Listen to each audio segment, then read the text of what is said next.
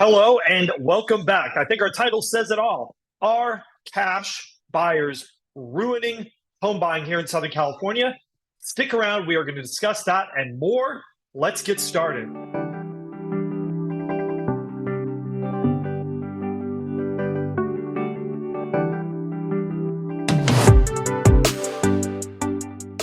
My name is Stephen Meade. I'm the broker here at Domicile Real Estate, a real estate brokerage located here in Southern California. Real estate for people who love houses. And we're talking about our whole Southern California market update today. Kind of trying to give an idea of what's happening, letting you know what's going on, and really a topic that has been kind of brewing for quite some time, and we're seeing it in the results. So question one is, do I think cash buyers are ruining home buying? No. Ruining is maybe not the right word. Very strongly affecting. I have a theory, and I believe they are, and we're starting to see this in our data and in our results. Let's go ahead and get started, and I will tell you and show you what I am talking about. Why I think cash buyers are having a profound effect on home buying right now. So starting off, let's go with some good news, right? I always like starting off with good news. Good news is our inventory picture is better than last year. Homes under $1 million, about the same number and rising. And $1 to $2 million homes, actually a decent, maybe even we'll say like possibly a 10% improvement over where we were last year. This is good news if you are a buyer in this market. It's something to celebrate. However, all is not entirely well. Look at what we've got going here. We had a big jump in listings, both in affordable entry-level properties and then as well as in those $1 to $2 million kind of move up next level type properties, right? This is for LA and Orange counties. This records the new listings in the last 14 days. Good news, both of these numbers are better than we were at last year. Bad news is both of them are showing signs of kind of petering out, and it looks like their peak numbers may not be that much better than last year's peak numbers, implying perhaps that what's really happening is that spring is just here a little bit sooner. We're just seeing that uptick in inventory, that jump in new listings just came a little bit sooner than it did last year. New escrows. This is our first sign that we actually have some market movement, right? And I think if you would ask anyone, over the last year, with interest rates going up, what did they think was going to happen in the housing market? They thought there was going to be an adjustment, something that would favor buyers, but there hasn't been nearly the adjustment that anyone expected. And we can see that in these results here. These are the new escrows that have come up in the last 14 days. So this is the number of homes that have gone under contract. If you look here under $1 million, that number is rising. But if you look here under $1 to $2 million, not only is that number rising, it is rising more quickly than the under $1 million number, and it is quite a bit higher than the number last year. By quite a bit higher, I mean, we're talking like almost a 50% increase. So what gives? Who are these buyers? Where are these buyers coming from? And just to clarify here, when we're talking about cash in the marketplace, we're not specifically talking just about cash buyers, right? Or all cash buyers. Historically, those have been a lot of investors, right, coming in, especially with foreign money. We are seeing, not only we're seeing those buyers are still out there, we're seeing a new kind of all cash buyer. This is the owner-occupied cash buyer, or the buying as a pseudo-investment cash buyer, right? So that might be somebody who is buying a home for their kids to live in while they're going to college, right? It's an investment, but not exactly. And then the third way that we're seeing cash really kind of enter into our marketplace is we're seeing it in down payment assistance. And this also has a profound effect on our market, right? Like if you are a home buyer, for example, and interest rates have gone up, but you are able to double your down payment with essentially money that is being given to you, right? That really mitigates those heightened interest rates and lessens the effect that would have on the market. I think that's why we are seeing, especially in this $1 to $2 million category, we are seeing a lot of cash. Maybe, where is this money coming from? Where do I think this money is coming from? I think a lot of people are realizing stock market, is having a great run, but maybe it's time to diversify a little bit. Real estate is scarce. They are not making more land. Single family homes are becoming scarcer, essentially.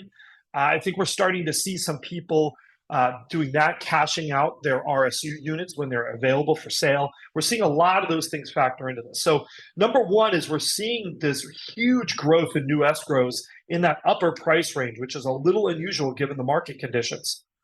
Now, another reason that I think cash is starting to play a factor in this market is if we look at our absorption rate here, if you look over the last year, there's a pretty big difference historically a year ago between the absorption rate of those under $1 million properties and those $1 to $2 million properties. And I think this is attributed to a lot of the cash that is coming in sort of those either buying it for our children as a gift outright, giving them additional down payments. All of those things are pointing to kind of more affluent buyer purchases. These are not strictly investment cash buyers, right? These are cash buyers with a purpose, even when they're merely just contributing money for that down payment. And look at what has happened. Look at how this gap in demand has narrowed considerably between under 1 million and 1 to 2 million. Historically, that $1 to $2 million market is a slower market, and yet it is not acting like it right now. Finally, if we take a look at our closed prices, right? If anything, you see that that market over the last year was pretty flat.